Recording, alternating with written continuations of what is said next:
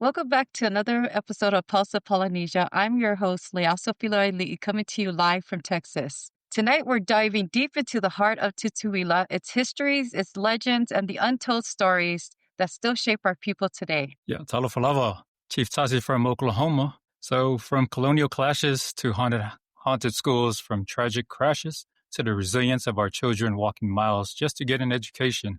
We'll cover it all in tonight's special. Let's dive in. Tonight, we're going back to 1920 and into the halls of the government house in Pango Pango. This is the story of a Navy man who came to rule our people but never understood us. His name was Governor Warren J. Terhune. I think that's how you pronounce his name. He thought he could run Samoa's the Navy way, strict by the book, but in the end, he found himself surrounded by enemies, rejected by chiefs, and trapped in his own home. Oh, and on November 3rd, 1920, he took his own life right there in the government house. And some say his ghost still walks through the grounds at night. What do you say, Chief Tassi? Yeah, no, this is a great topic that we want to bring up because it's been a while. I know some of these stories, again, every time we talk about our Tutuila stories, it seems like a distant past. And we look at our younger generation, every time we share our Tutuila stories, to us, it doesn't seem too long ago.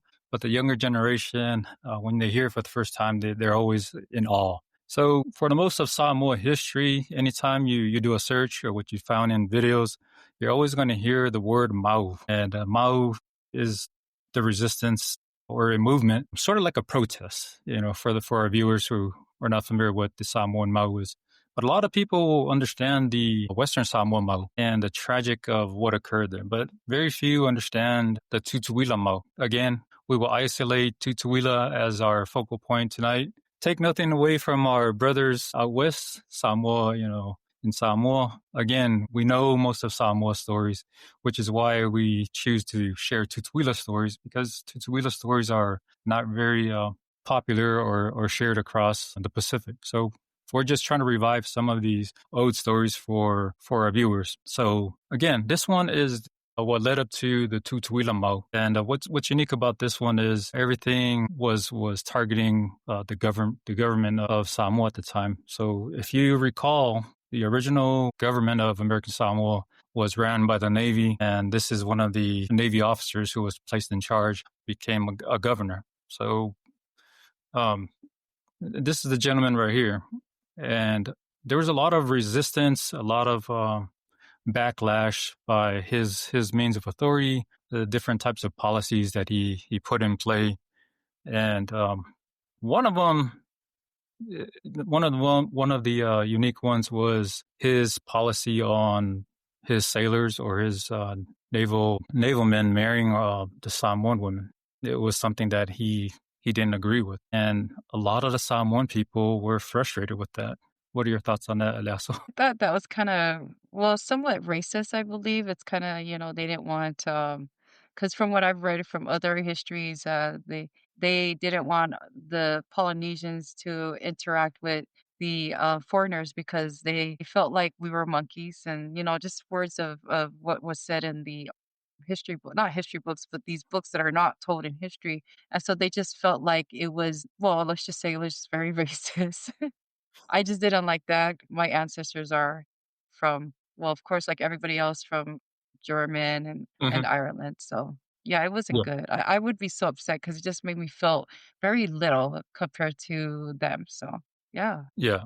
And then we always talk about the baby boomers, right? After war, soldiers come back and, they're having a bunch of kids. So these are results of the war. And something similar also occurred in Samoa. Let me jump in and cover this real quick. If you can pull that back up, Lasso.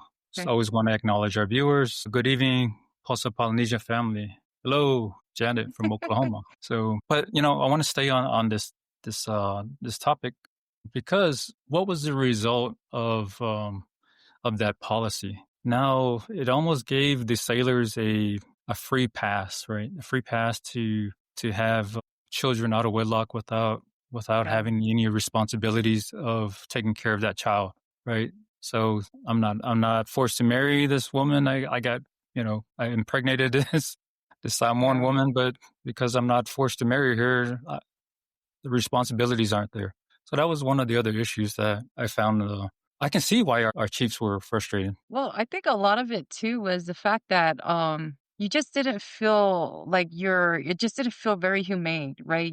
And you're talking treating pretty much everyone like little kids and not giving them the free agency, not giving them the rights to be able to fall in love with whoever you please. And instead, like what you said, that just causes a lot of I can't believe I said that.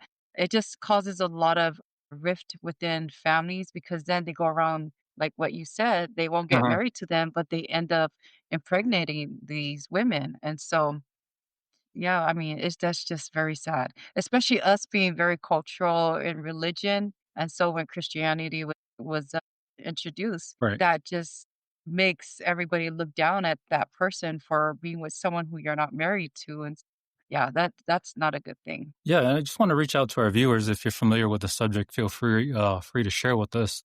Hmm. Part that I want to understand is because this was a very question that was also asked during the Mau, but staying on the same topic. So now you have these kids that were born and they're fatherless, and they're now the Afakasi kids, right? And they're now feeling out of place. But the question I have is not understanding what was the feeling at the time. Yeah. Are the Samoans upset with the sailors or the governor for not having these, sailors own up to the responsibilities? Is that frustration taken out on the kids, these Afakasi kids? Were they considered equal, right? Because you would think Mm. that the Samoans would be upset that you've abandoned these kids. How were those kids treated? That question Yeah. did Where's come my up. daddy? What do you think, Sorry. Glasso? Yeah, that is pretty sad. I mean, especially when you're around a village and, everybody talks, right? And so it's like you don't wanna be the outcast because you have a baby and you have no father, and like what you said, some men will take it as a free pass to just impregnate and not be down by having to marry because of impregnating a woman, right? So, yeah, that's the downfall Yeah, of it. I could see that. yeah. To fast forward, the answer to the question was when the U.S. sent their, I think it's called the commission team to interview Mhm. our chiefs there in the Mau, and the question was, how do you perceive the Afakasis, right? Do you guys welcome the Afakasis? Are the Afakasis considered Samoan to you? And the answer was yes, right? The Samoan chief said, of course, all these kids that were born, although fatherless, they're Samoan regardless. And I think they also Yeah. started to ask questions. Are they entitled to land ownership? Because we're very sensitive about land ownership. And I think Samoan chiefs also answered favorably for our Afakasi. So for you Afakasis out there, you were accepted. So the question was sort of rhetorical. I was hoping to get an answer from our viewers. But the answer is yes, our Samoan people, our chiefs, and our families did accept those kids, although some of them were fatherless. Not all of them, because some Not were, all of them. broke tradition, naval tradition, and still owned up to the responsibilities. There was another issue on Yes. Governor Terhune. What was the other issue that happened?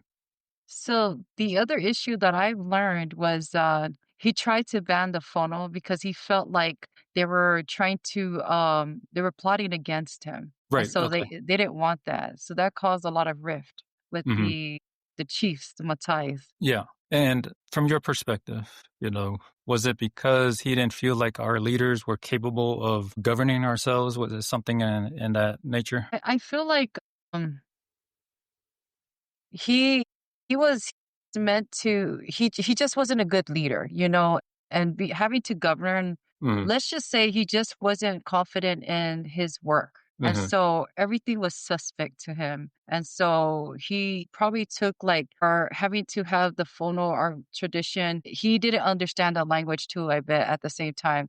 And so he felt like he knew like what was going on in Western Samoa, that something similar was going to happen in American Samoa. And so that's the reason why he stopped that, was to prevent any forces that were going to go against him and cause even more problems and war. And so yeah, he wasn't a good person to be a leader because he just wasn't very confident Yeah. in his work.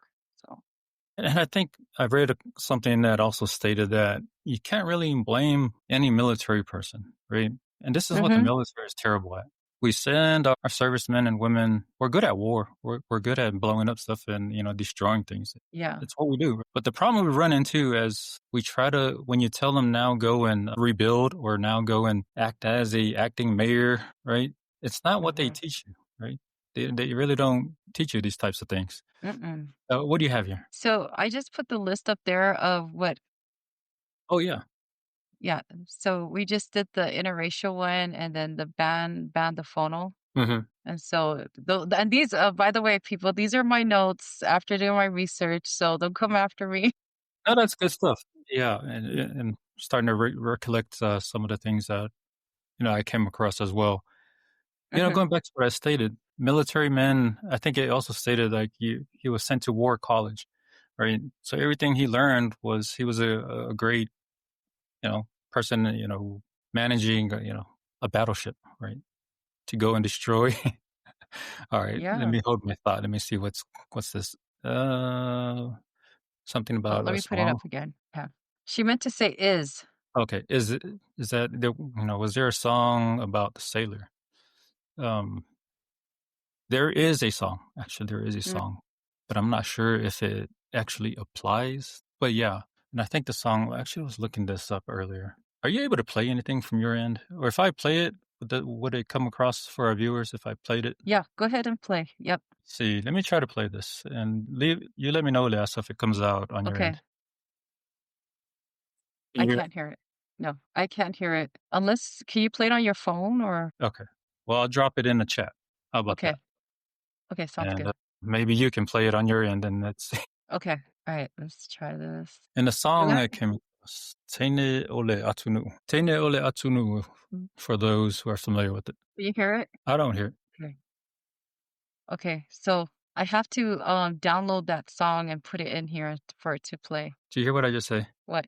I don't even know if that was proper English. I said I don't hear it. Yeah, I don't even. So I don't know. It's Teine Ole Atu Nu'u, right? Is that the Yeah. song? Yeah. So the song goes about, so sola uma teine or so sola uma ila imeleke, which means all the sailors have returned to America. And tia ioi ile ala tele, which meant dumped you at the side of the road. What?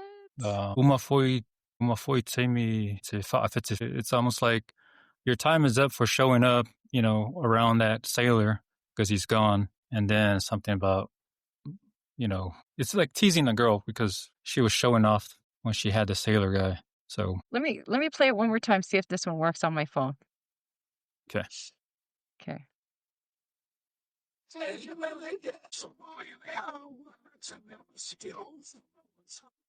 Yeah. Holy smokes! I never thought about that.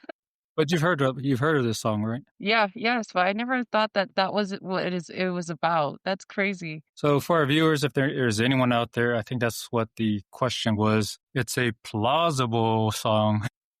It sounds like it. What does David Chappelle say? It has the symptoms of it. It shares Wow. similarities. Um, it does sound right because was there another time where the sailors were in the States or in Samoa, right? Mm, That's the only time. Well, they were there later on for World War II. So there's two possibilities that could apply to this time frame. But it also can apply to later on during World War II. So right now yeah. we're gonna say 50%. Where you're at 50%, but it was good. It was a good topic. Someone's gonna come out here later on and tell us yes or no. You know what? That explains a lot too with when the Germans were in Samoa, there was a lot of interactions with the Germans and I wonder if there was a law set on having the Germans. Well, no, because that was way before America came and took over. Okay, never mind. Squash that. Yeah. I just realized something. Okay. But you're sort of correct because a lot of the songs are always talk about free the seeding of the islands, right? So they're Mhm. always trying to bring up our our history when we were one. So I would say that's also a possibility. Yeah. Yeah. Yeah. and the marriage ban. Okay, and there was something else I came across because at the time the governor was also in charge of the local governors, right? So the local governors were like the governor of the east and the governor of the west. I think the governor of the east was Monga, right? Monga Moi Moi, if I'm right, and then the governor of the west side was, I believe, it's Tuitele. And I think because they were protesting or part of the Mau or a lot of the resistance, Hmm. and he wanted men that he can control, and I think he removed them, and that's what really riled up the Samoans because these are their, you know, two top chiefs of the island. And Yeah. I couldn't recall who he had put in place, but that was another reason. But didn't he have? Wasn't there a naval like executive officer or someone below him? Yes. Yes. Yeah. So there were three other people who were part of his staff. And Okay. I think one of them, I think his name is Andrew. I gotta take a look at my notes. Hmm. But where did I put it? Yes, so it was okay, it's not Andrew, it's Arthur. So his lieutenant commander, Butcher, his Okay. assistant, he wanted his job. He accused Terhune of abuse and corruption.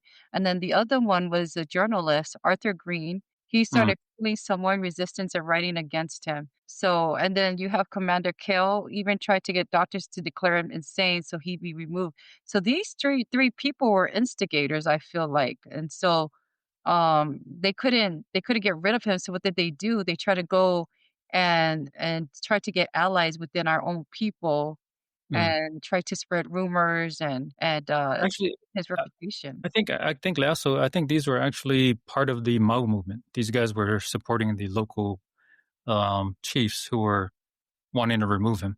So I Mhm. think, if I'm right, I believe the lieutenant commander is the one that reported him back to, to the States and said, Yes. come in and investigate. Yes. And I see your notes a little bit go up a little bit where you said Mao Mhm. movement. Yeah, you see that? So good notes right there. This was the early beginning of the Mao movement, Yep. peaceful resistance asking. So, tying back to what I was saying earlier, these guys were part of the Mao and they were supportive of the Samoan resistance, right? So Mhm. they were the ones that alerted the United States, send someone to investigate what's going on, with this corrupt leadership. I don't know if it's corrupt, just poorly managed government, right? But they were also spreading rumors saying that he was being corrupted in a way of stealing money with the, Okay. I believe what's it called? The copper coconut. Yeah. Yeah, a copra tax, dealing with the coconuts. Okay. So yeah, I mean, there was these three were a big factor in causing a lot of the making this rift even worse for the poor guy. I mean, I don't know if I should say poor Okay. guy, but yeah, you know. And somewhere I came across part of the leadership of the Mao were exiled, and I think Ripley, I believe, was the chief in Leone. Yes, And there's another one. Oh, I think there was another name that was important that came up was Arthur Young, right? Was it Arthur Young? Arthur Young. Okay, and so they were exiled and sent to another island. Is that what you're saying, or to another Yeah, they were country? exiled because of their strong influence, part of the Mao. So they felt like, maybe this is one of the Mm, strong leaders. Let's keep him away. He's mm. stirring up trouble. And I think Arthur Young, I always get my Youngs wrong. And the other day we were talking about the Youngs and someone said Steve Young, the 49ers quarterback. I was like, no, not Steve Steve Young. Young, yeah. There's a documentary about, by the way, about these NFL players. So anyway, Steve Young was in there. Yeah, I thought it was interesting that the Young, he was the last one that was,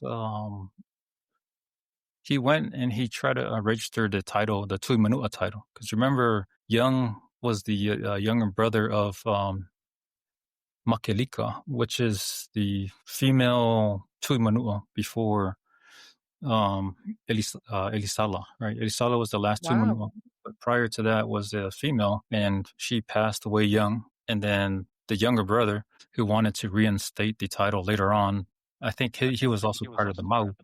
But eventually, when he was going through his case, I know it's separate from the Mau, but his case, which is interesting to us, is he tried to revive the Tumanua title. And of course, the government, their fear of reestablishing the Tumanua, Mhm. decided no, let's not do that, right? So, I mean, it's one Okay, of those trivia. One of those trivias. What was the last Tui Manua? You can almost give him the claim because he was trying to register the title. wait. So, you lost me at the part where Young was trying to register to get the Matai title of Twin Manua. Is that what you were saying? So when you say Young, Young is like a Palangi last name. So was he Afkasi? Yeah, they're Afghasi, Okay, okay, and they were. I think the dad was some business person, and that's how he had a lot of influence. They resided in Ta'u, okay. and so that's sort of their ties to the Manua side, and eventually the daughter, held the title to Manua briefly, and that's one thing. I know we're talking about Tutuila, but let's sort of umbrella Mangua, right? Mangua is always Yeah. saying, "Don't put me together with Kukuila." But forgive us, Mangua. I'm also a descendant of the Mangua side. Our family's in Ta'u and Fitiuta, so Mhm. I'm gonna briefly cover Manua here. I'm not saying you're Tutuila because Mangua and Kukuila are different, but just briefly talk about the Tui Manua line and how when Tui Manua Makelika was one of them, she had a brief. From what is told, she had a tragic death, and Oh, some people speculate that going back to the taboo, like were you really part of that family? How did you gain yourself into that line? So that's just part of the argument. People say she had a tragic death because they weren't part of that family line. The two wow. lineage. But of course, depending on who you talk to, so hopefully we haven't offended the young family with what we shared today. Okay. These are just information that was made public and shared. So, I Yeah. mean, and then you have, of course, people that are, skeptical because that really is something that everyone talks about. If you're not related, people will say stuff like that. It's probably because, the bloodline or whatever, but we don't know. Yeah. Okay. Was there anything else that we wanted to cover under Governor Terhune? I think his suicide. So we forgot about his suicide. Yes. So Yes. they send these naval administrators to investigate, and as they're on their way to Kukuila to interview him, he takes his revolver or his firearm and he commits suicide in the office. Right? Yes. It's It's so yeah. this Go is ahead. the first governor, right, that ever committed suicide in American Hmm. Samoa as a governor. Hmm. And I Yeah. think Arlington, from what I've learned, is that 2 days before, those in America came to investigate, like what you said, they had those other one of the 3 guys that we mentioned earlier, one of them had called and said, "Hey, this is what's going on. This guy's going crazy." 2 days before their arrival, they found him dead. He had shot Mm. himself. And so, just to add to what I've learned is that they realized after investigating to see if he was really stealing money and being corrupted with regards to tax, he didn't do any of that stuff. He just wasn't a fit leader, Mm. is what they put it. So they But cleared they him of also learned he was corruption. yeah, go ahead, go ahead. No, I was just questioning you're saying they cleared him of the accusation of corruption, the Yes. copper. Yeah, they just learned, from investigating that this guy was just depressed, he was lonely, and he felt like everybody was against him, and so, and it's like what you said, there's a difference between having someone as a leader versus, someone that's military that doesn't care. I don't know. I Yeah. I I don't wanna say much because 'cause I'm not in that situation. Yeah, and it was sad, I came across, I think it was how do you ca was it his chef? I think it was his chef Mm, that found him, and then his wife also tried to, provide life support, try to revive him, but, wow, it was, a failed effort. So, wow. that's the story of Teru. From what I hear, also, the house is haunted. His, spirit still roams, right? Yes, yes, So I don't is the house still standing? I don't know. yeah, I'm assuming. Yeah, I haven't been up there, but I'm assuming maybe the area is still up there. So it's kind of interesting. But Samoans are so funny because Samoans said I read some of the comments of the Samoans said you, yeah, you roam over there, but we also have bad haikus that roam there too. So what are you gonna You can do? go deal with them. Like our spirits will keep you in check. Samoans are so funny when they talk about spirits. But That's going just back to pretty his sad.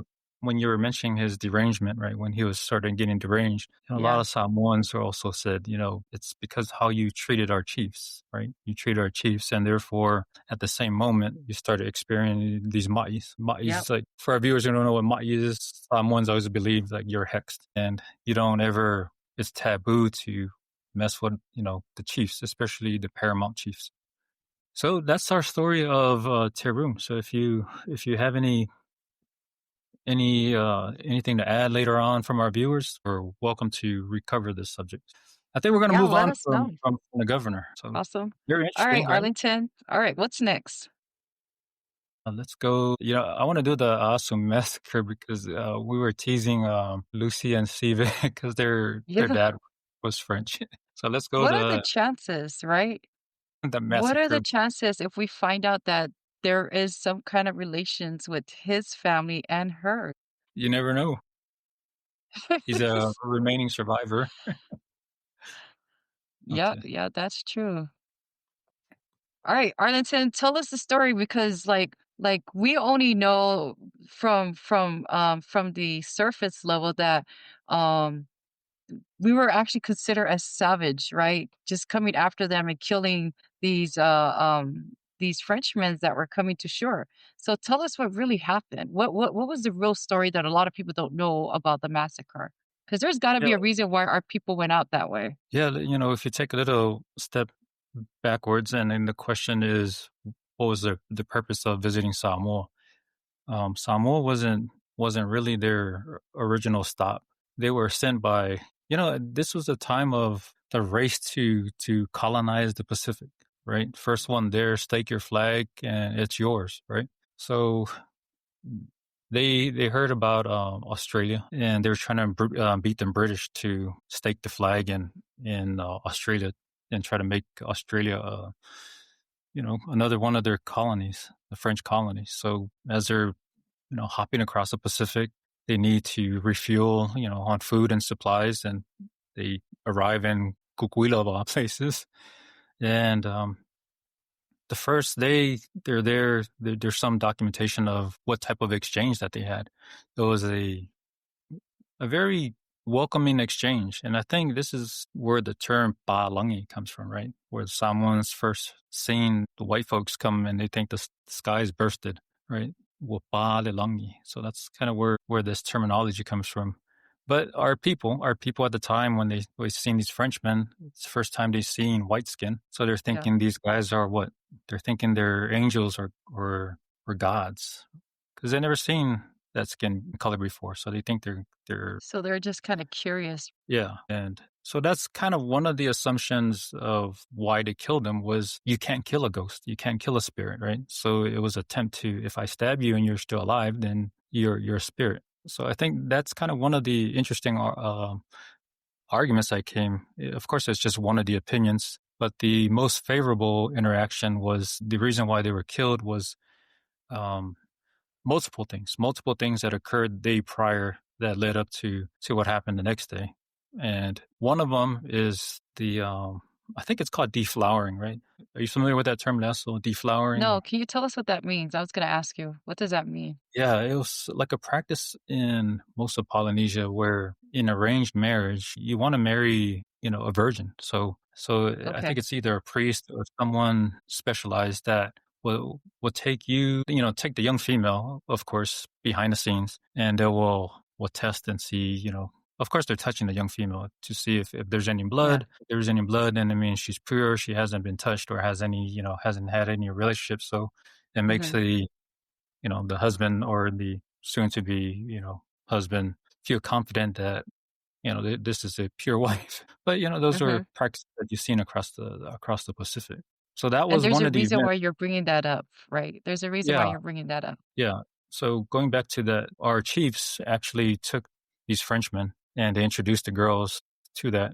Of course, any interaction that you have first time is about building alliances. So they looked at these guys as, probably gods or superior. Let's form Mhm. alliances. And alliances are made through marriages. So they try to intermarry with these Frenchmen. and introducing them to this ceremony. And their assumption is, okay, we invite you. This girl is clean. Here's your bride. And it's documented that some of these Frenchmen actually slept with these young girls. And then what was, possible happened was Leperouse ordered his men back on a ship because he seen the hostility that was going on that night. And I think that's probably one of the reasons why the Samoans were frustrated, because they just participated in this marriage ceremony. But then now these Frenchmen left these girls, right? Why aren't you taking these girls with you on a ship?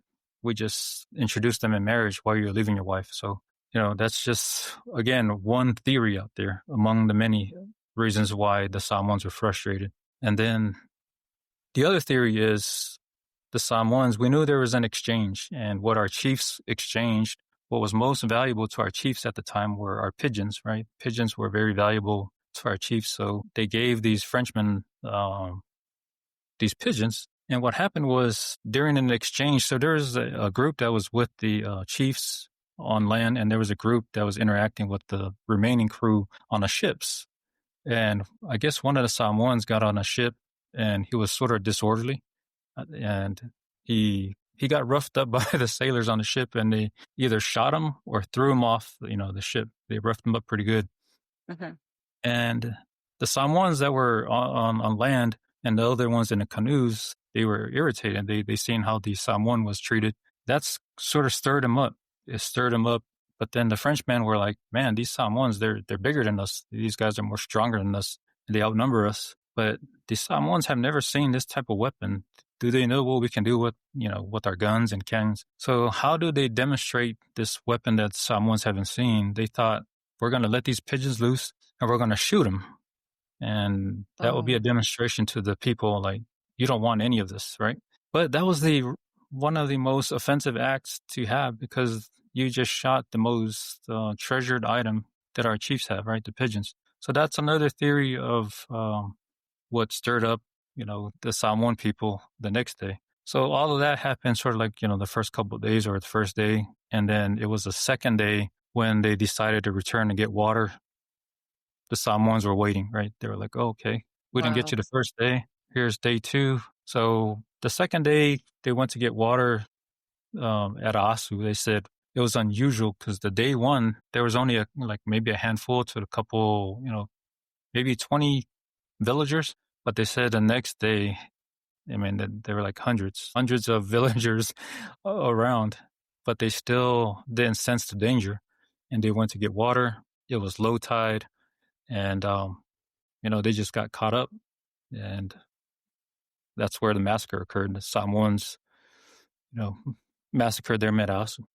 I was years ago, back when I was in high school, when the museum was still, I don't know if it's still there. It was like that small fale, a small museum by I think it was kind of close to the Rainmaker Hotel. Okay. So I remember going to that museum and I saw the original clothing of these Frenchmen, and I could see how they said that they were a lot smaller and our people were bigger, because we're talking about very petite clothing, and I don't think our 1-year-old babies would fit in those clothes.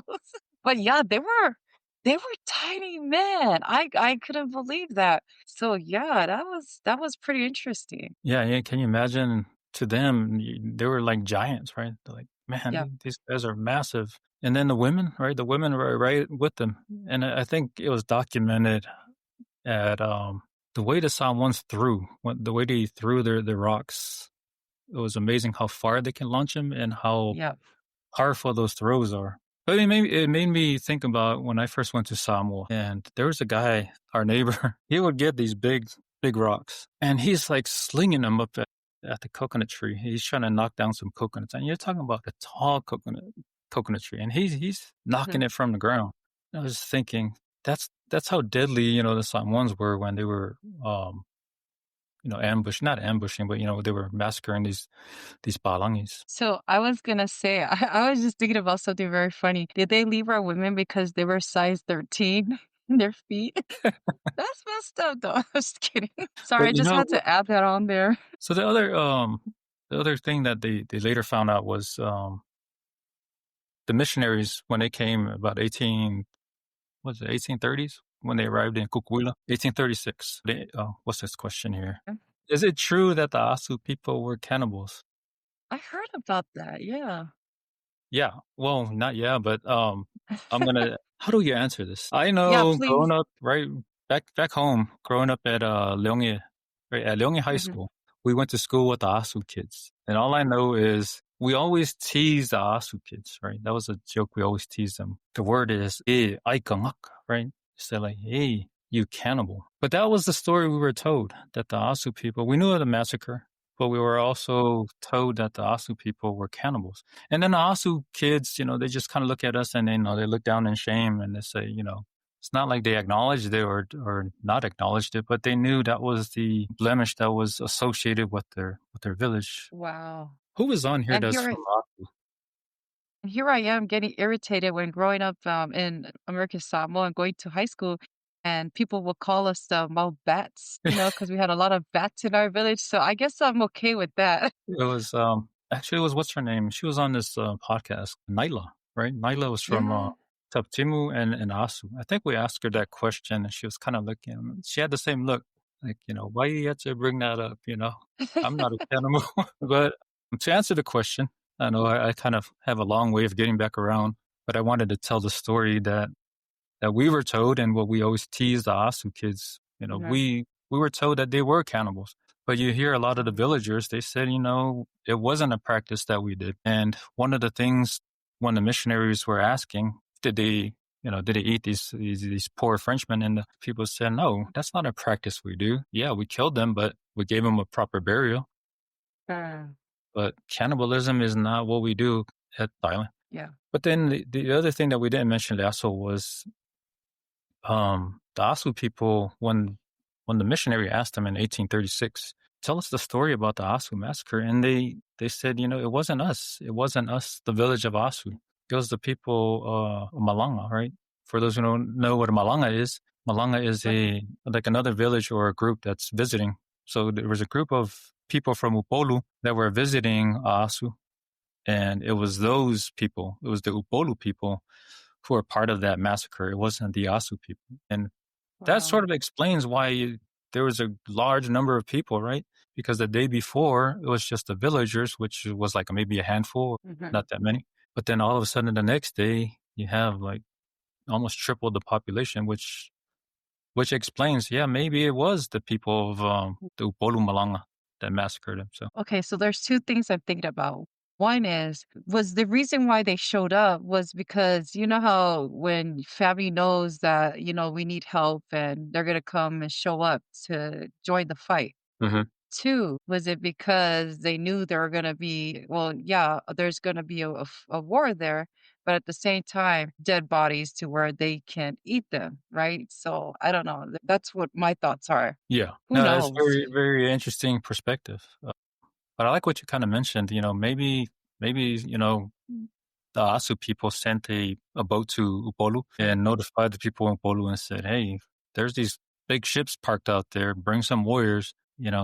Doesn't seem like they're leaving, but they're parked out there. And Yeah. it worked in their favor that they showed up the next day and they got ambushed. So I wanna just review what we just talked about with the Asu massacre, right? A couple of things that I picked up on here was we have some theories of why they killed them. One, we talked about the pigeon. That was the sacred bird for the Matais, the chiefs. And Mm-hmm. so that was something that was handled delicately, right? But Mm-hmm. then instead to show for the Frenchmen to show our people that, hey, because they don't know what these are, these weapons, guns. They don't know that they wanted to teach them a lesson by throwing up the birds in the sky and shooting them to scare them off, but not realizing that's something sacred that we don't do something like that. And then Mm-hmm. two, another theory is the fact that our girls were given to them virgins. And Mm-hmm. so once they were given to these Frenchmen, they didn't want them. They wanted to leave and not take them with them. And so that was really pretty much a disgrace, a slap in the face, because these girls are sisters, they're someone's daughter, and they're very precious, they're treasures of our people. Then third, I believe it has to do with the fact that they were treating our Samoan people disrespectfully. And so our people didn't like that. And because of that, they decided to fight them and kill. And so Mhm. with those theories, I believe we had about 30 people that died on our side, and a few of them died on, well, I think majority of the Frenchmen died, but didn't some people survive and still stayed back and had business dealt with the Samoans still even after that war occurred? Yeah, there's a story of I think it was one of the Asian gentlemen who survived, and the story is he ended up marrying a Samoan woman, and he actually lived amongst the Samoans. So, and then that kind of proves that the Samoans weren't really savages as they were portrayed, right? They Okay. were humane. They did what they did to kill the ones because of the conflict, but then their survivors, they took care of them, and there's several of them. But the Asian one was one of them that I know is widely known because I think his descendants have come out and explained that, yeah, we're the descendants of this survivor. But I Wow. know there were probably more, but just they weren't as vocal as this Asian gentleman. So yeah, there were survivors. But what's unique about this is the conflict delayed Laprousse from getting to Australia because he was trying to rush to get there. He wanted to stake claim and give credit to the French. So some people say, thanks to Samoa, Australia, it's a British colony, not French. So just an argument, but we'll let the historians debate that. The Yeah, timeline and doesn't really align. if you're in American Samoa and you see that uniform, I don't know if they still have it at the museum. Take a picture and send it to us because I do remember that was back in the late 90s. I went to visit and I saw that uniform. I think a family of one of the survivors sent it to American Samoa and Mhm. said, "Hey, this is, and so hopefully they still have that saved at the museum." Yeah. Oh, there was one more interesting thing that was captured by one of the missionaries when he was interviewing one of the Mongas, the chief Monga at the time Mm. in 1836. The chief says, I think it was a medallion or a necklace, and he Yeah. handed it over to the missionary. He said, "This is one of the remnants from one of the Frenchmen that was killed." So he ended up turning that over, and I think they sent it back to London, and it's now in the London Museum. How interesting how that was preserved. So you think 1787, and somehow it was still kept by Monga all the way to 1836. What, almost 50 some years later? You know, History, I love it. but, that's what our chiefs were back then. It was probably like we talked in the past about the first Tutuila War, right? Trophies, war trophies. So that was probably a war trophy at the time, right? Because these were pre-Christian contact, mentality. Hey, I'll take that versus the chopped off ears and the head, Oh, so yeah, yeah, definitely. But there is a monument. There is a monument to honor the Frenchman that's mhm. still in Lasu. But the question always is, why do these Balangis always get monuments? Where's the monuments to honor the Samoan folks who are also killed, right? Mm, So, yeah. You know what? I'm wondering against if it government. yeah. Look, I'm wondering if the reason why there was no monument for our people is because, like, that was back in the day where we didn't keep records of our family names, right? And so the only names that were saved were the main names, the chief names. So you're under this name, and that's good enough for everybody else. That's probably why they didn't keep a monument. I don't know. They just didn't have records. Right. And Samoans are probably also afraid of, the backlash of the Frenchmen, France sending more warships and so forth. So that's probably why they didn't want Yeah, to acknowledge them at the time. I could see that. I think All right. so. To, I want to like wrap up the Zasu massacre, but I want Go to ahead. about La Perouse because his journey was just terrible. Like what ended up, I think after they left Australia, they ended up crashing in one of the islands, and all of the survivors pretty much were lost. So it Really? was an ill-fated journey. If the journey in Samoa didn't kill you, you were lost at sea, somewhere. So Mm, that's just the sad part altogether. I think the king of France, before he, when they had the French Revolution, I believe his last words before they killed him was he wanted to make sure that they found whatever happened to, Leperouse and his crew, you know. wow. So I think we wrapped up the Yasu massacre. What do you think? Okay. All right. All right. What's our next one? Okay. So I think we're coming a little bit to modern history. We've kind of left Okay. the Yasu 1700s. Now we're venturing into the 1900, 1943. We're talking about the World War II. So let's go there. All right. And is that the one with the The Leon. okay, Leone's all right, got it. All right, let me put this up. And a lot of people don't know this, especially those who are currently at Leone. I don't know if it's being shared, right? Mhm. Taught there, but this is interesting because I learned this from you, Arlington. I had no idea. So let me just share the picture of the strip. Very interesting. And then also, like when you gave me these topics, I was just mesmerized by the history behind it. All right, here is the picture of the strip. Brings back a lot of memories, right, Les? Walking home, fighting on those strips, going on my way from Leone to Maraidoa. So if you can use your mouse cursor, just kind of show us your path Okay. that you, Malaya and Leone kids took to get to Leone. Yeah, so all right, so this is the high school. Um, I have to walk from here going all the way down. So this is the high school past the elementary school, and then this curve here it stops right here at the top, but it goes another mile down to Marailoa. So yeah, it was pretty long. It's a long path. Yeah, But and what look at how straight.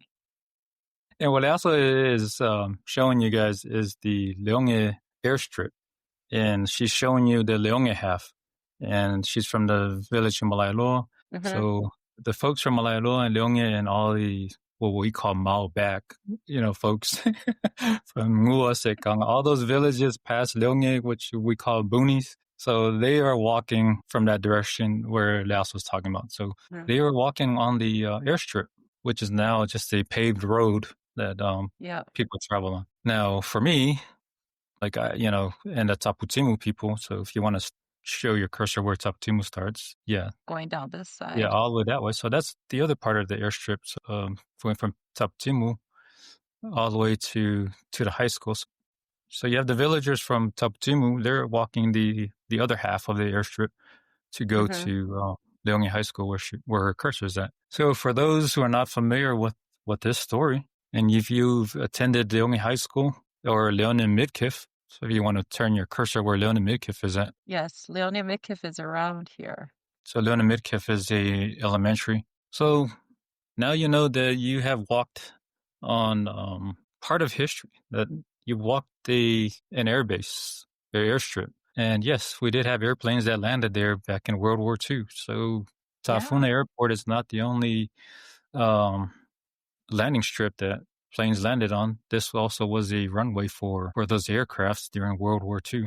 Interesting trivia, right? Yes. And I believe that there was only two aircraft that landed and took off. Only two.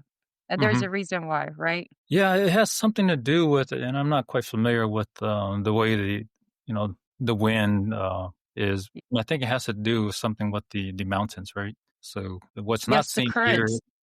yeah, what's not seen here is the mountains right on by the Tapjimu side, and far below to the bottom of the cursor, I mean, bottom of the screen is the ocean side. So Mhm. I think there's a lot of Yeah. the way the wind travels. The pilots were having so much difficulty trying to land there, so they did two landings, and then I think eventually decided, it was too dangerous. That makes sense because like you can't see it on this map, but right upwards a couple mile up, there's Hmm. a Marailoa and there's a big mountain up there. And so I that see. makes sense with the ocean and then the mountain and then that Yeah. just makes for a big current of a wind. Hmm. And so that makes sense. Why? But why would you build a land strip? It took you that long to build it, and Hmm. then you realize that oh, we can't fly a plane on here. Just I don't know. Hey, I don't know. Maybe the engineers are not that smart back then. don't ask our soldiers those types of questions, because they'll ask you the same thing. Why do you drop me in this valley, such a low ground, to establish the fighting position when the enemy has high ground? And I'm told to build or fortify myself. So those are very good questions. They also, it's a leadership question, right? Hmm. You They know say, what? they say, just go find a spot and, Perhaps that was the best open spot they could find, is my guess. Right, with a lot of land, flat land for them to use, I guess. Darn, there's a Yeah. lot of look, Arlington championship. How many championship have we had during our years, Oh, right? it's Football. the hallowed football grounds there, and a lot of folks have Yep, played there. lots of memories here. Yeah. So that's a little bit of the World War II history that we had. Oh, yeah, there was one thing that did occur around that time, and it has nothing to do with this airstrip, but Japan actually did, bomb American Samoa. So for those who are curious, did the war in the Pacific ever reach Tutuila? Yes, and they were Mm, also attacked. wow. And trying to think, people who probably been around American Samoa probably see these bunkers, but you probably don't know they're bunkers because they almost look like trash cans. They look like big trash cans, right? Yeah, I Do you remember going to Leala? There's like this big concrete, right? This big concrete, and it's got like a little gap. So that's like a fighting position. So a lot of that, you'll see that across the islands, but a lot of folks, they look at that and they have no idea what it is. Minority Report, still a lot of old military ammo being found in that area. See, that's kind of crazy. Thank you, Minority Report. Wow, an airstrip in Leong. I never knew. Good stuff. yeah. Yeah, we love sharing some of these Mhm. tidbits about Kukuila because Kukuila has its own hidden stories. And as a Yeah, matter of there's so fact, many. Coach Duke, right? Coach Duke was here on our podcast several Mhm. months ago, and he actually didn't he release a song or something like that about airbase, Leonge Air Base? So, but that was another thing. Oh, If you're in American Samoa, you'll hear the people around this area, they'll call themselves airbase. And you'll probably wonder, why do you call yourselves airbase when the airbase is in Kafuma? Well, this is the part of history that you were probably missing. And now that completes your understanding of why the Leonge, Vailo, and Kapkimu call themselves, Kameki or the airbase. High Chief '03, a few of those off villages by the coast. Yeah, thank you, High Chief. well, let me also add to this, because there's so much memories, just looking at this picture. This is where I first learned how to drive. Dad, I'm confessing right now, I would steal your car early in the morning when you're sleeping just to come on the strip right here and practice driving. Okay, I said it. My hands are clean. But yeah, You had that I those, never knew. Arlington, I never knew about this strip until you mentioned it to me and you had it on your TikTok page. I was like, wow, I had no idea that was strip for another airstrip. So now you have something to tell your kids. You know how we always have our unique stories? I walked over a mountain. You kids don't know what I've done. Now you can say, no, I they don't. had to learn how to drive on an airbase around the runway. Oh, yeah. So Janet was saying she was calling out the same bunker, right, that we were Mhm. talking about. And I think that's what others are commenting. Yeah, there's bunkers located in different areas. I used to crawl in the underground cement storage for that old airport. Yeah, I agree. They're fun. They're fun. As a child, like we would always go and play Rambo, and just started.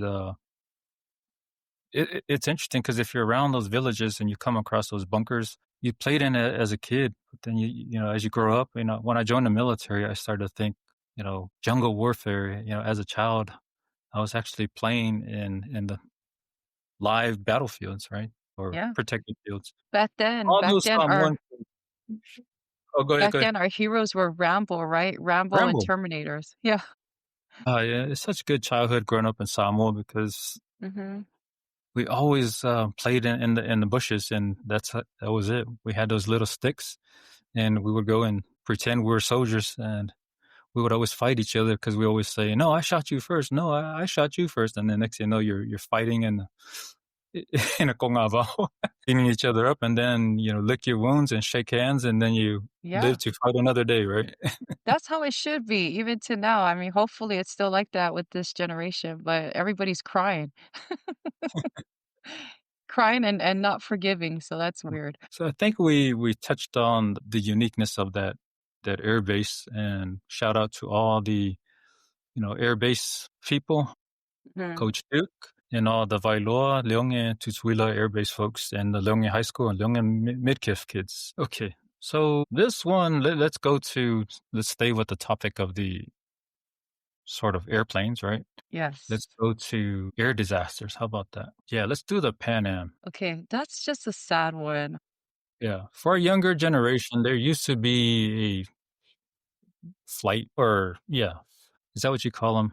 A fleet called, Pan Am Airlines or airline. That's what it is called, Pan Am Airlines.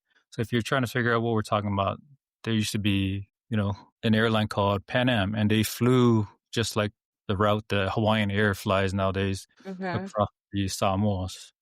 And what we're bringing up here is there was a incident that occurred in 1974, and the plane crashed. And how many did we lose there, Lasso? Well, so there was about 101 passengers and 91 passengers died, I believe. Hmm. No, 97 died. Four Okay. passengers ultimately survived. How do you survive something like this, right? I know.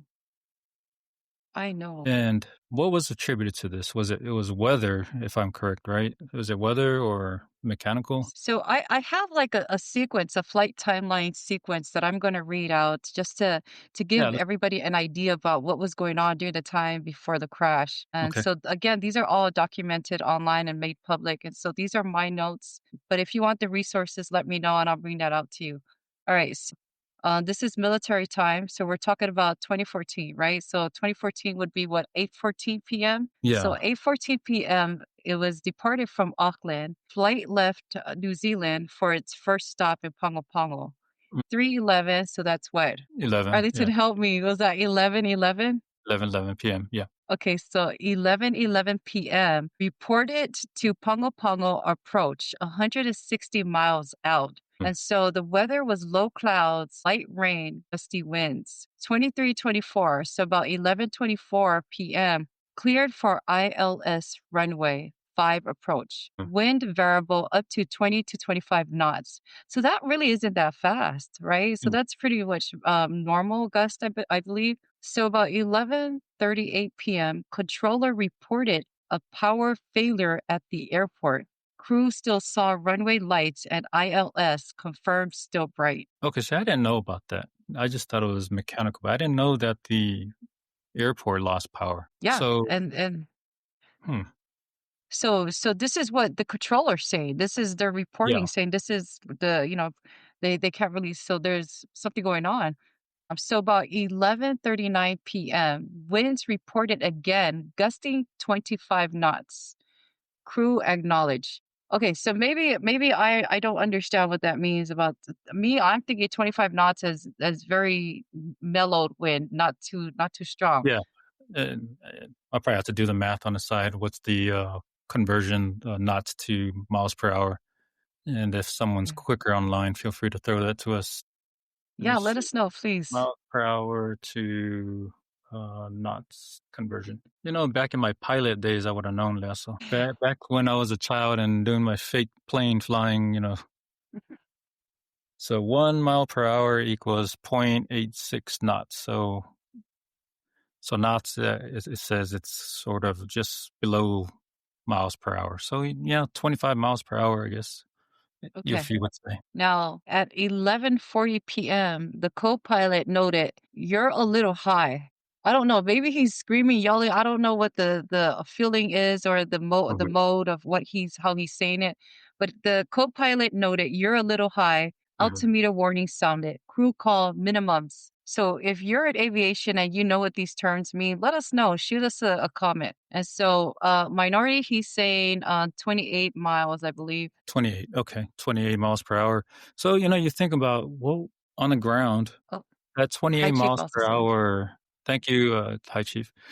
I think And that was minority. enough to damage the power, right? Um, enough to damage the airport power, right? Power loss on the island, Yeah. right? Yeah, that's what they're saying. Yeah. Did- yeah. Can you go back to, there was another comment that was much longer than that. Someone said something Yes. about Let me Pan Am. go ahead. Hi, Chief. Pan Am is the saddest and the military plane that crashed at the Rainmaker. Okay. Yeah, perfect. Well, we'll bring up the Rainmaker here shortly, but, Mm.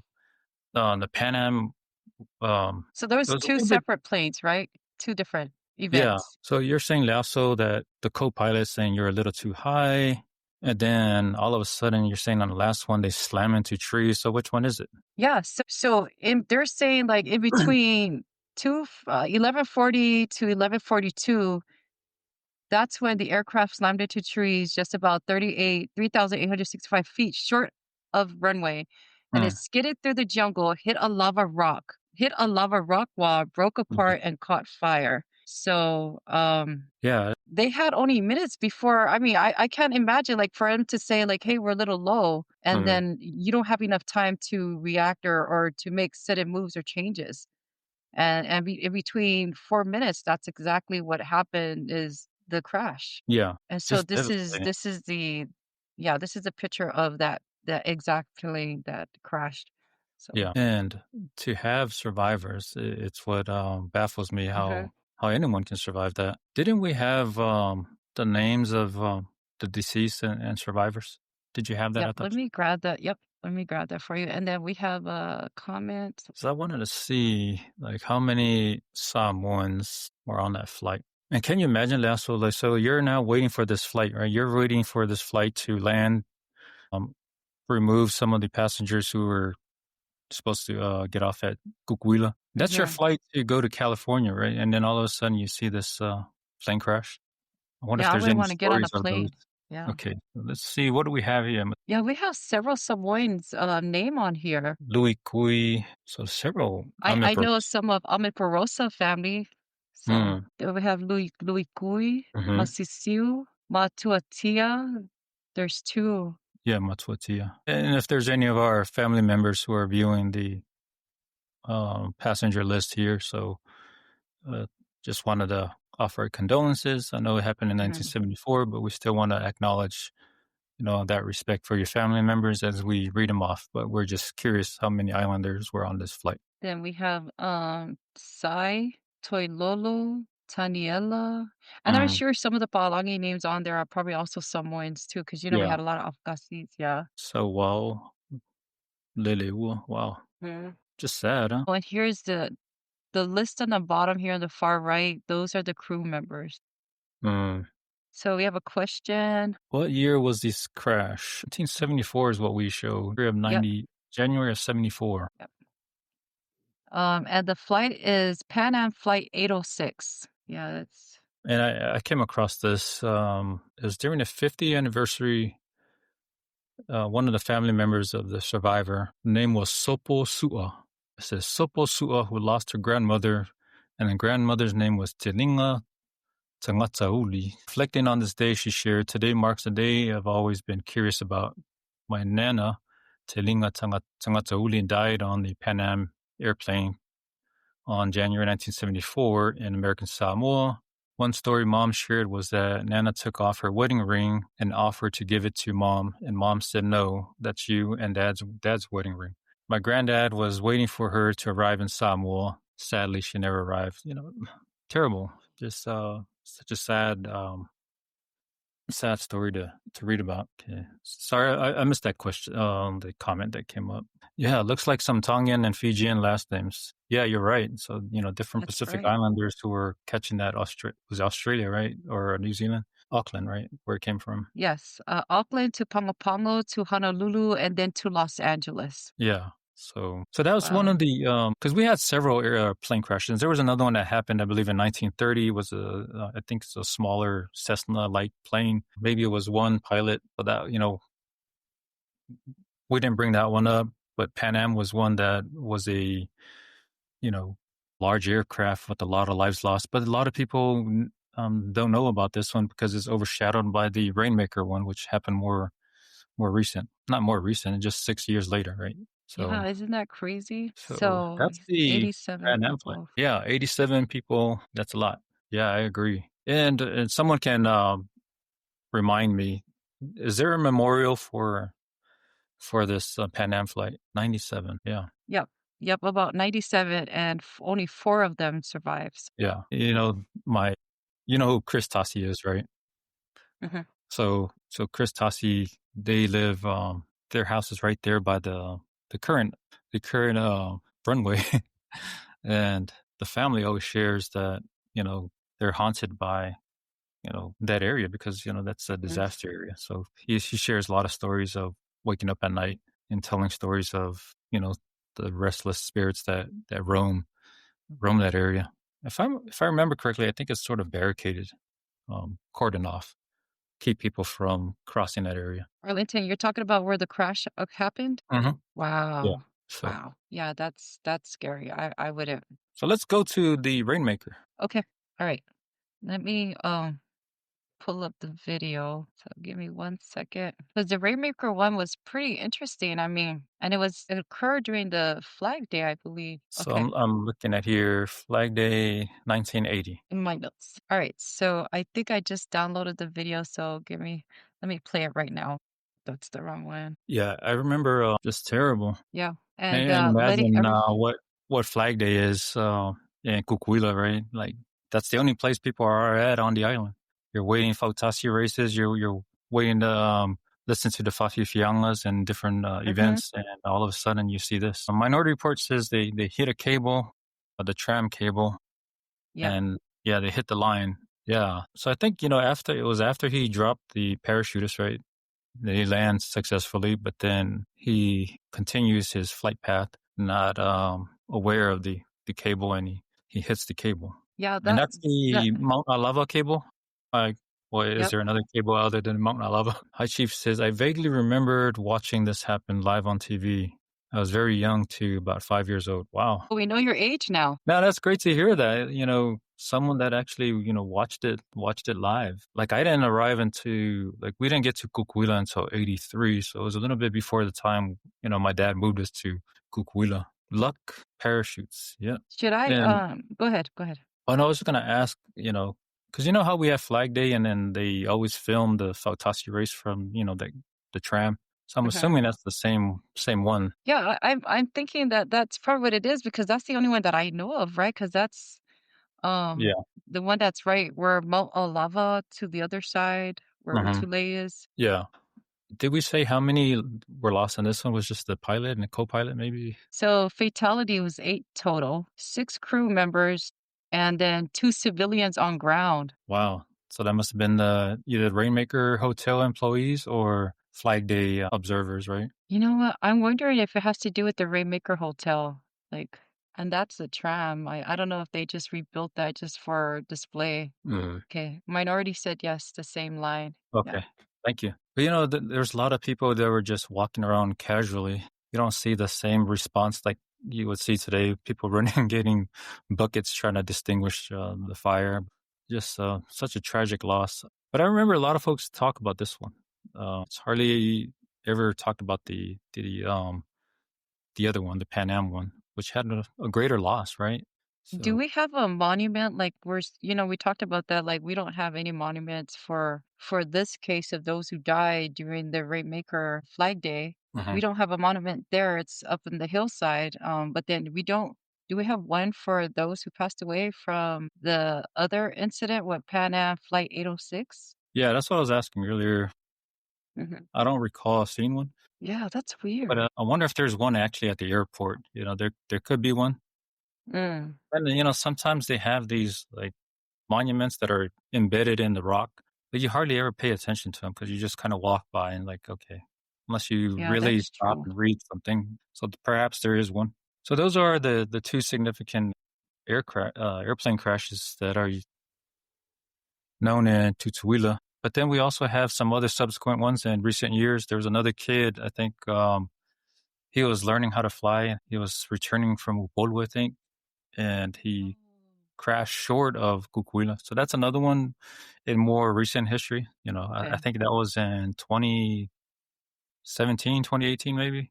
So Wow. there has been a lot of plane crashes around Kukuila, and I wonder if it's has something to do with, you know, The the wind.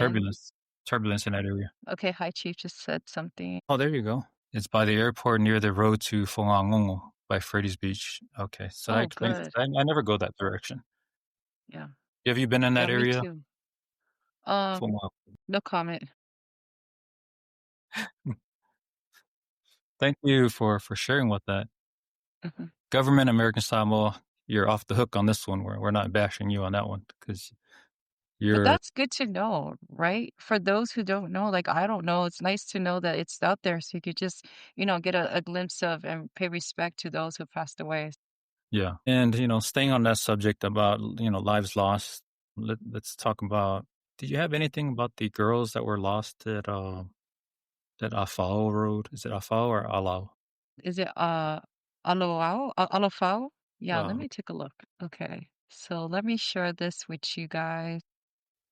People are saying that this is just a myth, it's a legend, but from what I understand that this is actually really true. Oh, do okay. you want Yeah. me to read this, Arlington, or do you want me to? Yeah. So I think the person who wrote this, I think it was a study. They visited American Samoa or Samoa, and they were just going around asking for different stories. And I think when they interviewed whoever they interviewed on this one, so someone told the Right. story and said it was a myth, right? But I Yeah. talked to one of the family members, and it's not a myth. It's actually true. Someone, Right. these two girls didn't get lost on their journey. But go ahead and read this version because the Okay. version that is told on the other site is slightly different from this one. Okay. So the story took place in Alfonotele, Tutuila. Back when I was in elementary at Alfonotele, we used to sing a song about the story. The character of the story is an ancestor of my mother, Fualole Ki. This happened about 100 years ago. One day, when the whole family woke up, they decided to go watch the cricket game, but they wanted someone to stay and watch the house. They told Salote and Lemalie to watch the house while they go watch the cricket game. When the family left, Salote and Lemalie were hungry and didn't know what to do, so they left the house and went for a walk. While they were looking for food, they found guava and ate some. Later on, the family came back and they could not find Salote or Lemalie at the house. The whole village of Afono came and searched for Salote and Lemalie, but they couldn't find them anywhere. As the search went on and on for days and months and years, Lemalie and Salote was never seen or heard of again. The villagers believed that Lemalie and Salote were taken by spiritual beings because they couldn't find them anywhere. The families of Solote and Lemalie, including village came to a conclusion that these sisters were taken by spiritual beings or root spirits that needed a body to possess or to make their own. All I know is these kind of spirits beings are very powerful and can overpower any living being at will. And so I believe there's a song. So it's hard for me to kind of translate that, but it's something about we heard the story from Afono. Yeah, I'm not going to try to translate that. um, It's a strange world, but it's unique. It's a unique take that what the villagers, have. So we can't dismiss what they hold, but it's a sad story that sometimes us as Samoans, we tend to follow the old mindset of what's the spirit world, right? But then you question, was there any search party? Yeah, I think there was a search party, but are there any subsequent researchers? You know how like Unsolved Mysteries does, someone that goes to the field and try to do Yeah. studies. But that road to Afono, or there's a path going to Afono, Right. people of American Samoa, the older, folks, they mention how treacherous is. There wasn't a actual drivable road. It was a steep hike. So they would go Right. and it was dangerous. And they said late at night, the folks from Pango, they will see, flashlights, and these are the people journeying back up, going back to their village, and the Oh, school kids, right? The school kids will trek up and trek down. So they made the journey at least twice. So you kind of understand, the terrain that they're moving in. And even the folks who sort of traversed it now that went back and try to, follow their footsteps through these paths, they're also acknowledging there are several times where we almost slipped to our death because you're talking about cliffs, right? So the path is near cliffs. You're grabbing onto roots, a lot of mud and slippery. So I just want to offer out another possibility was if the girls were taking this path going up, you know, they could have possibly slipped on the side of a mountain and they're probably in some valley, till this day that can't be found. So just wanted to offer, a different perspective of it other than always saying, it was spirits, right? Spirits. yeah. Because Arlington, what you're saying is that although people think this is just a myth, that and they're just using the story to teach kids a lesson, right? This actually happened because you spoke with someone who's related. to who has a family line to these two girls that passed that well were missing, right?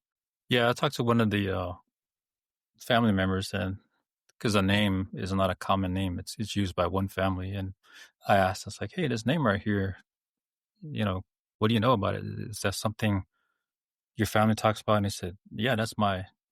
I forgot what he said. It was either his dad's aunt or close relative. So I knew that the story wasn't. I don't think when they reported, I don't think they said it's like a myth, like the story is untrue. I think what they meant by the myth part of it was the spiritual part, right? But I think the Mm, story is still true as they explain it. But it was the ghost part is what they're considering this, myth mythical. that makes sense. Yeah. But Well, I'm yeah. just on Then my opposite view as saying, don't think of it as spirits, think of it as, an accident, right? Unfortunate yeah, accident. Because, like, when Lucy and Sive were on, we talked about the Taputsimu and Vailoa people. Their yeah. belief was it's the spirits that are always pulling you out to sea, right? This was the belief before the surfers came to Samoa, and they were so afraid of the riptides. So every time they got caught in a current, their eyes would just like widen up, like, oh, they would literally scream and say, aikus. Hmm. Let's see. The girls possibly slipping off the side of the mountain. Yeah, I can accept that. Okay. Yeah. Thank you. So that road on the side of your house always gave me chicken skin when walking down it. I agree with you. Try walking that road at midnight. He's talking about the one that goes to, that bus stop that goes to Falili. It's part of the village in Vailoa. It's called Falili, and my mom almost got pulled down by a ghost at Lala. Yeah. So these are the stories that we still maintain on islands, right?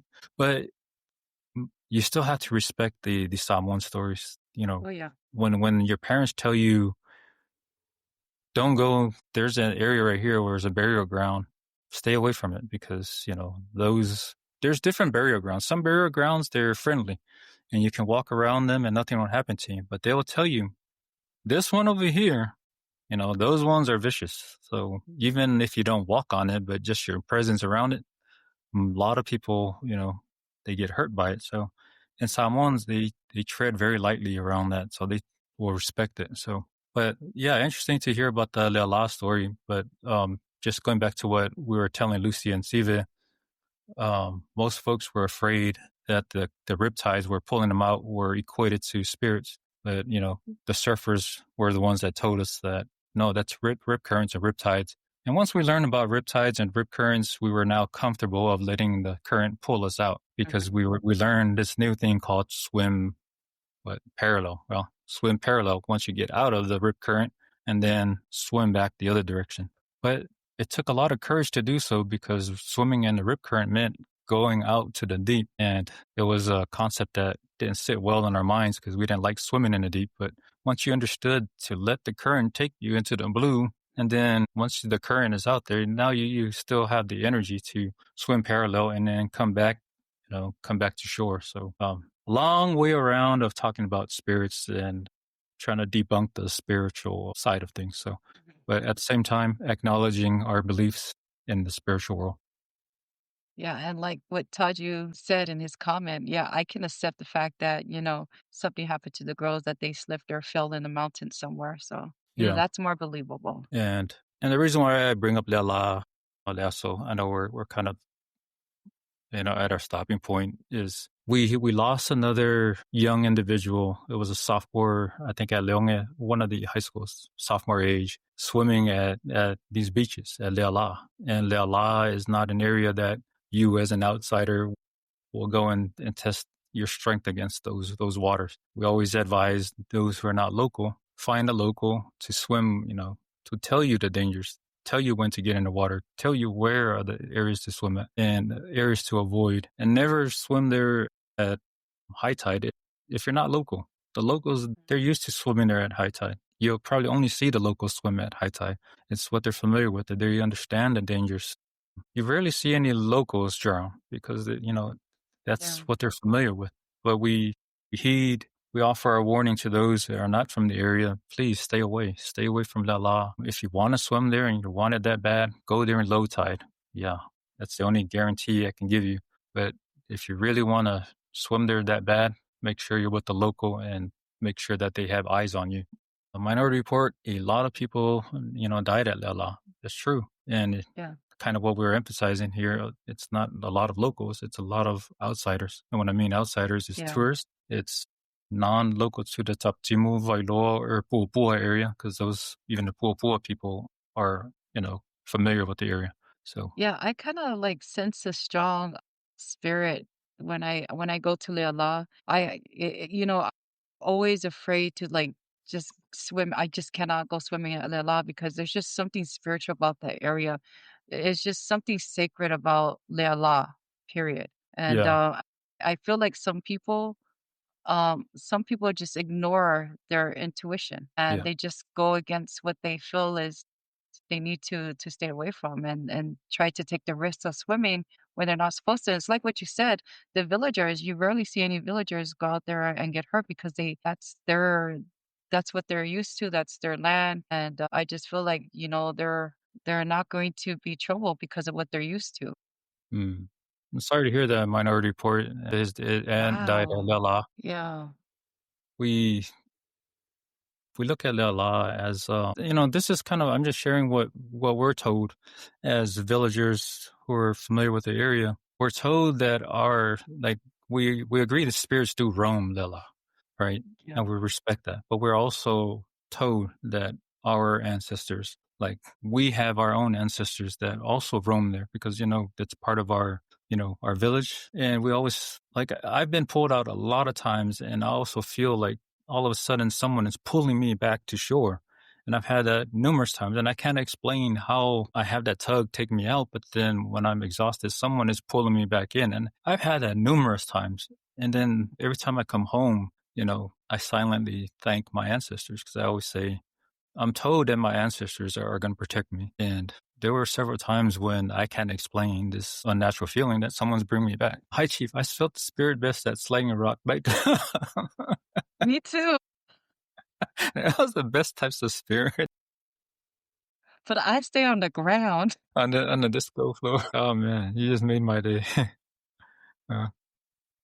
uh, Thank you, Minority Report. So, those are a lot of things we sort of share with our non-locals. But we always say, like me and my brothers, we were always rebellious, and our parents always warned us. Our parents always feared going to Lala, and they always tell us, don't go to Lala. And it's what's unique about Lala is as much as we knew that we were going to get home and get whooped by our parents because we get whooped every time we go, we always look at each other and said, I'm enjoying the moment. But now my mind is like that. What is that feeling going to be like when I get home? But you do it. And then you get home and Yeah. you get whooped and you're crying and you're saying, oh, I won't do it again. And then next Saturday, You do it again. you're there again. Yeah. You Or wait till they next, fall asleep and then you sneak out again. yeah. So, well, I think we've covered several unique stories Mhm. of Tutuila, and I appreciate our audience for also providing your perspective and adding to our stories. We wanted to share Tutuila. But, again, our viewers, especially our viewers at Main Samoa, we wanted to let you know again, if you tuned in late, we were dedicating our segment to Tutuila because a lot of the Mhm. Tutuila stories are unknown. So it wasn't a shot at our brothers across, the ocean in main Samoa. We know a lot of your stories, and a lot of your stories are told and just shared, in many, many publications. But the Tutuila stories are very seldomly told. So we wanted to share some of the Tutuila history with our viewers. Thank you, Minority Report. Back to you, Leso. Yeah. And just wanted to add that we've covered just a few of some of the topics, and there's just so many topics out there that we want to talk about. We Arlington was doing his research, and he's the culture guy. He knows everything, and so it fascinates me when he gives me topics to look up, and then I start digging into it and start to become more intrigued by the stories and knowledge. Like there's a lot of stuff that I had no idea about. Even some of the places I went and got at had no idea that there were some serious stories about those places I should have never been to, which, it's good to know right now. But it's such a blessing to be able to share our culture, share our history, share what happened in the past and bring it back to light.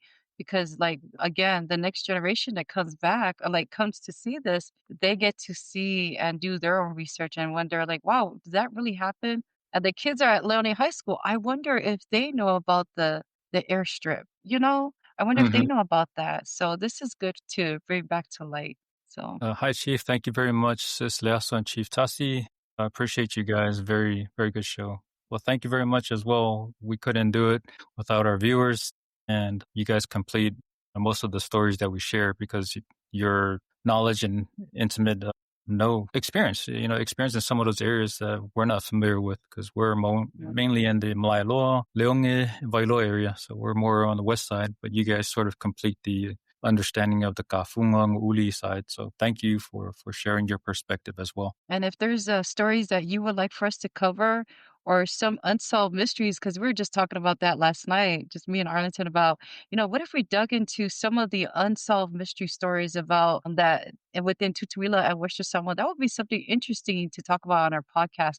So if there's any topics that you guys want us to dig into and research, feel free to send us a message and we'll most likely get into it and start, creating our layout for our next podcast. But with that said, everybody, have a blessed evening and a blessed Sabbath day. Brother Arlington, I always call Arlington because to me he's Arlington. Thank you so much again for everything you do for us and for getting me involved in our history and our tradition and culture. It's a blessing to be able to have you on. So thank you. Thank you. All right, everybody, have a good night and God bless. Good night.